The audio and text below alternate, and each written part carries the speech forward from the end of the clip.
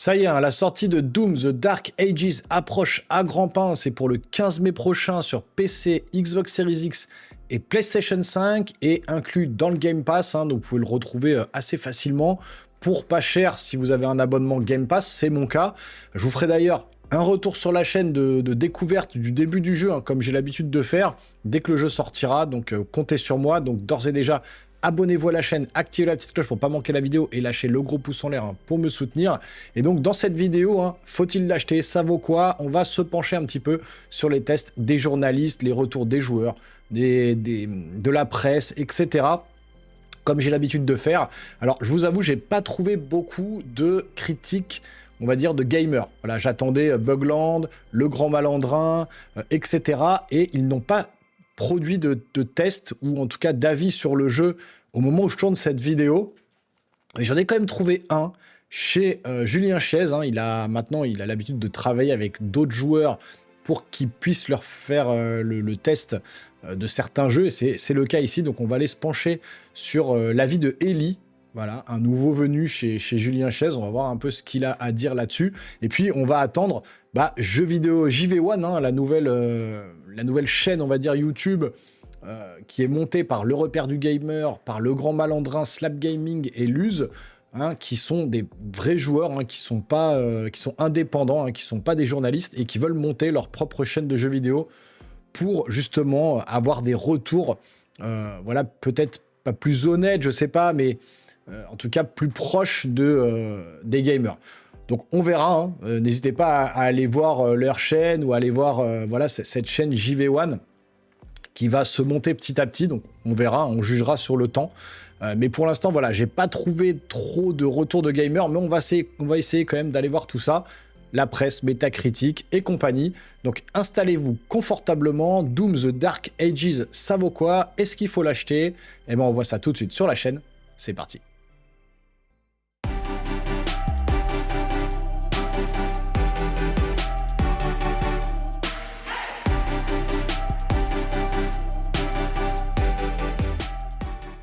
Alors, on commence comme d'habitude avec le site Metacritic qui donc recense 52 critiques avec une note de 85. C'est plutôt bon, 16-17 sur 20. Alors, les 52 critiques, on va très rapidement les survoler. On a du 100, etc. Mettre une note parfaite, c'est quand même compliqué. Mais bon, 95, 92, 90... Voilà, on est sur des notes quand même qui sont vraiment correctes. On n'a pas de notes négatives, on n'a pas de notes mixtes. On est vraiment sur du 80, entre 80 et 90. Voilà, jeuxvideo.com 85, on va y revenir. Il y a jeuxactu.com aussi, on va aller voir tout ça. PC Mag, voilà, 80. Donc on est quand même sur des bonnes notes. Gameblog également. Donc on est quand même sur des notes honorables pour un jeu de ce calibre-là. On va tout de suite aller se rendre sur le site de jeuxvideo.com. Et comme d'habitude, je ne vais pas vous lire tout l'article, ça n'aurait aucun sens. Je vous invite à aller voir les différents sites si vous voulez tout lire. Nous, ce qu'on va aller voir et où on va s'attarder un petit peu, c'est sur la conclusion et la note, les points positifs et négatifs. Alors, qu'est-ce qu'ils nous disent jeuxvideo.com concernant donc ce jeu? Quand même un gros test. Donc, une conclusion avec donc les points forts. De l'action sans chute de framerate et du shoot à n'en plus finir. Le bouclier est super fun à utiliser, un côté over the top délicieux, une campagne longue et rythmée dans de grands niveaux variés, bourrés de secrets et de défis, direction artistique souvent hallucinante, habile mélange entre hommage et innovation, sound design béton et VF réussi. Et pour les points faibles, des redites dans le level design d'un chapitre à l'autre, les séquences en mecha et à d'autres dragons manquent de profondeur, une simplification de l'arbre de compétences qui pourrait décevoir les adeptes de RPGisation. Sur console, le rendu graphique manque parfois de netteté. Certains joueurs regrettent peut-être l'absence d'un mode multijoueur. Alors moi, je vais le faire sur PC et j'ai changé de PC. Maintenant, j'ai un Core i9 14915 pour ceux à qui ça va parler. J'ai une RTX 5070 de chez MSI et j'ai 64 Go de RAM en DDR5. Donc voilà, j'ai overboosté mon PC, donc maintenant je vais pouvoir vous faire des retours donc de découverte avec cette fois-ci ma tête qui est bien présente et les graphismes poussés à fond pour vraiment vous montrer un peu ce que vaut le jeu sur un bon PC. Donc c'est plutôt cool et je vous ferai de la découverte le 15 mai, comptez sur moi. Donc note de la rédaction 17, le menu taille XXL concocté par ID Software est fait pour les gourmands d'action voulant toujours plus de ketchup. Entre deux tranches de rigolade à bord d'un robot géant ou sur le dos d'un dragon féroce, The Dark Ages profite de ces zones gigantesques pour laisser le guerrier décider à quelle sauce smoky barbecue il va être mangé. Les mondes plus ouverts permettent des affrontements hors normes jamais vus dans un Doom, mais à l'instar des phases en mecha ou en dragon, tout est fait pour provoquer des sensations fortes immédiates au risque de manquer un chouïa de profondeur. En tout cas, la production de Bethesda ne rabâche pas les mêmes formules, aussi magiques soient-elles, elle s'appuie sur un savoir-faire ancestral pour mieux s'aventurer vers des plans astro-démoniaques. Bon, plutôt pas mal le test. Ensuite, on part sur Gameblog, test de Doom The Dark Ages, une tuerie digne de sa propre légende, point d'interrogation. Donc pareil, on va aller directement sur la conclusion de Gameblog. Alors 8 sur 10, donc 16 sur 20. Doom The Dark Ages nous met donc dans une position plutôt délicate. D'un côté, on a totalement adoré incarner le Slayer dans un univers médiéval démesuré grâce à un gameplay à la fois old school et moderne, plus brutal et jouissif que jamais, et même globalement plus accessible. De l'autre, les tentatives de son studio d'apporter plus de profondeur à l'histoire de la franchise et aux mécaniques de jeu tombent dans l'ensemble sérieusement à plat.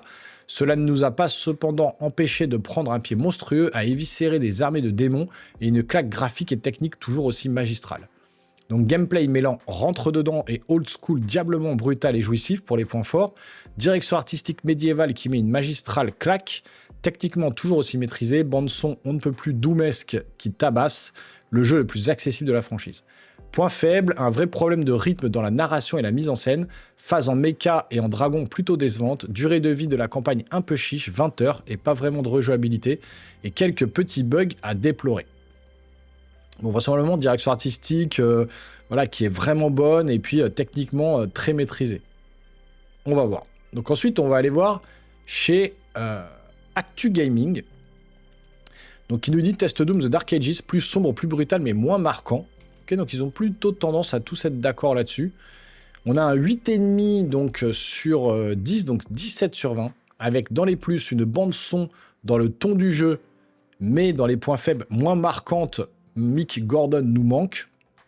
Vraiment joli techniquement, tout en restant parfois inégal. Les phases en dragon et en mecha, avec un bémol sur celle en dragon à poil redondante. L'esthétique Dark Fantasy fait son charme. Gameplay plus terre-à-terre bestial et surtout jouissif, l'utilisation du bouclier pour les contres, une construction des niveaux semi-ouverts maîtrisée, durée de vie conséquente, les combats de boss organiques avec l'amélioration du Slayer et un système d'upgrade de l'équipement classique mais efficace. Et donc dans les moins, avec ceux que j'ai déjà cités, il y a quelques bugs ça et là et une lisibilité quelquefois confuse dans les affrontements. Alors donc 17 sur 20. Alors bien que légèrement moins marquant que Doom Eternal, Doom The Dark Ages est sans nul doute l'un des meilleurs FPS de cette année 2025, en conservant quelques mécaniques du précédent opus tout en ajoutant des nouveautés qui obligent les joueurs à revoir un peu leur façon de jouer et en diversifiant considérablement l'expérience, force est d'admettre que ID Software maîtrise son sujet.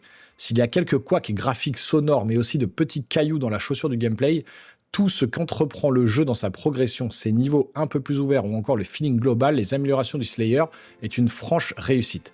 Tout est plus brutal dans le gameplay, plus terre-à-terre, nerveux et diversifié, et cela fait que Doom The Dark Ages arrive à conserver l'esprit des deux précédents volets pour en faire une fusion parfaite qui ravira les fans de la franchise. Ok, on avait déjà vu des images de gameplay et tout ça, que je vous montre à l'écran, mais c'est plutôt encourageant quand même. Et enfin, jeu actu, avant d'aller sur le test plutôt oral sur YouTube, 16 sur 20, avec Doom The Dark Ages, ID Software ose casser sa propre formule et signe un épisode aussi audacieux que clivant. Fini la frénésie aérienne de Doom Eternal, place à un gameplay plus lourd, plus brutal et résolument centré sur le corps à corps. C'est vrai que dans Doom Eternal, on avait l'impression plutôt c'était de la verticalité, on arrivait à sauter dans tous les sens, enfin c'était vraiment très nerveux.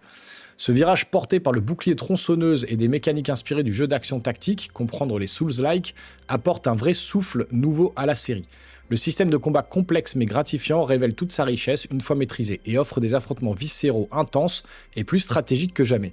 À ce niveau, The Dark Ages brille, et pas qu'un peu. Malheureusement, tout n'est pas aussi solide que son gameplay. La structure semi-ouverte du jeu, bien qu'ambitieuse sur le papier, peine à convaincre sur la durée. Les allers-retours dans les mêmes zones, les énigmes simplistes et le manque d'intérêt réel des récompenses freinent l'envie d'exploration. De même, les phases à dos de dragon déçoivent autant qu'elles frustrent. Tout le monde le dit ça, par leur manque d'originalité, de fluidité et de variété. Heureusement, les passages en mecha relèvent un peu le niveau côté mise en scène et défouloir, même si ça reste très primaire. Avec ses 22 niveaux, une histoire qui étoffe le mythe du Slayer et une proposition de gameplay renouvelée, Doom The Dark Ages n'est pas une révolution totale, mais une évolution audacieuse. Il demande un temps d'adaptation, mais saura séduire les joueurs en quête d'une expérience FPS plus lourde, plus méthodique, mais aussi plus brutale. Bah, c'est bien de changer un peu les codes, de renouveler un petit peu la licence et pas toujours faire la même chose. Donc dans les plus, un système de combat au corps à corps riche, nerveux et technique, le bouclier tronçonneuse, idée brillante, bien exploitée, optimisation au top framerate aussi, une rupture assumée avec les épisodes précédents, sensation de puissance grisante une fois la maîtrise acquise, direction artistique mêlant médiéval et enfer techno très réussi, la durée de vie conséquente avec de nombreux secrets, et dans les moins, structure semi-ouverte peu inspirée, les phases à dos de dragon qui n'ont que peu d'intérêt, énigmes trop basiques et trop simples aussi, quelques problèmes de rythme dans la campagne, et level design globalement en retrait par rapport à Doom Eternal. Alors, on est plutôt pas mal sur les tests journalistiques, on va dire. Hein. Ils sont plus ou moins tous d'accord avec ce qu'il y a voilà, entre eux. Hein. Je trouve que voilà, les tests se ressemblent plus ou moins avec des notes qui oscillent entre voilà, 16 et 17. Et donc là, on va aller voir du coup le dernier test, on va dire. Hein. Alors pour ça, j'ai pas encore de casque, alors je vais baisser le son, c'est pas grave, et je vais vous laisser écouter ce que dit Ellie, donc sur la chaîne du coup de Julien Chiez. Et donc on va aller directement ici, voilà, et je vais vous laisser voilà, écouter, on va écouter ce qu'il dit. Moi je l'ai déjà entendu, mais voilà, on va laisser la conclusion. Bon, bah, en tout cas, à l'aune de ce que tu nous as dit, et je souligne quand même une chose, c'est que si je t'ai confié le test aussi, c'est parce que toi, t'es vraiment un amoureux de la licence, un gros connaisseur, justement, de la saga Doom, et je crois que fondamentalement, t'as beaucoup aimé. Ah bah, franchement, vous aimez Doom, c'est évident. Je vois pas à quel moment vous n'aimerez pas ce jeu, je ne comprendrai pas, c'est pas possible. Ouais. Et même, donc, si on aime le FPS, les first person shooters, et qu'on est peut-être pas friand des fast... Ouais, intense. Ouais, au-delà de ça, mais ouais, c'est ça. Alors là, si t'aimes le fast FPS, évidemment, mais justement, même ceux qui sont peut-être pas fans ou qui ont un peu peur, etc., et ben, ces options d'accessibilité, le fait qu'ils soient Day One sur le Game Pass, aussi, en vrai, peut vous... n'hésitez pas à être curieux, parce que c'est rafraîchissant quand même. On a une très très belle année, mais mine de rien, les fast FPS du genre, ils sont pas si nombreux que ça. On n'en a pas à l'appel des gros FPS bourrins de ce style-là. Il y en a moins qu'à une certaine période, c'est certain. Ouais. Ah ouais, franchement. Et du coup, bah, ça fait du bien. Moi, si on aime ce genre, ou même juste le FPS, le côté, bah, je suis là, ça change des Call of Duty, ça change des Battlefield. Franchement, il y a Quake, il y a Doom, il n'y a pas tant de jeux de ce genre-là. On va pas bouder notre plaisir, surtout quand ils sont très réussis, comme ce Doom The Dark Ages. Eh ben écoute, merci infiniment Ellie pour ce premier test plaisir. Sur la chaîne avec ce Doom de Dark Ages qui, je vous le rappelle, sort le 15 mai prochain, donc ça va venir... Voilà. Vous voyez donc la conclusion de Julien Chiez et de Ellie surtout, alors cette personne que je ne connais pas, mais qui m'a l'air d'être... tout à fait au fait de ces jeux Doom, hein. Il a l'air d'être plutôt passionné par cette licence-là, et effectivement, ce qu'il dit, je le rejoins, on n'a pas énormément de jeux de ce style-là, de fast FPS bien bourrin, à la Quake, à la Doom. Je veux dire, Doom a créé le Doom-like, c'est-à-dire que quand le jeu est sorti, et j'ai fait les tout premiers sur PlayStation 1, le 2, le 3, sur un PC de compète que j'avais à l'époque acheté exprès pour ce jeu-là, c'était une vitrine technologique, il y avait très peu de PC qui pouvaient faire tourner Doom 3 à l'époque. J'avais pris véritablement une grosse claque. Après Doom Eternal, Doom The Dark Ages, voilà, on continue petit à petit hein, dans la saga Doom, et très peu de jeux ont pu créer un style-like, c'est-à-dire Doom-like, Souls-like, etc. Dark Souls a créé, ou Demon Souls a créé les Souls-like, Doom a créé les Doom-like, donc voilà, il y a vraiment des jeux comme ça qui marquent un peu le jeu vidéo, qui marquent l'industrie vidéoludique, et là c'est le cas pour Doom, en tout cas pour pour tous les jeux Doom, pour cette licence hein, qui est maintenant devenue culte voilà, dans le jeu vidéo, et ben là on revient sur quelque chose de plus terre à terre, comme il a dit, de plus posé, et voilà, mais tout en restant aussi bourrin, avec quelques petites améliorations au niveau du gameplay.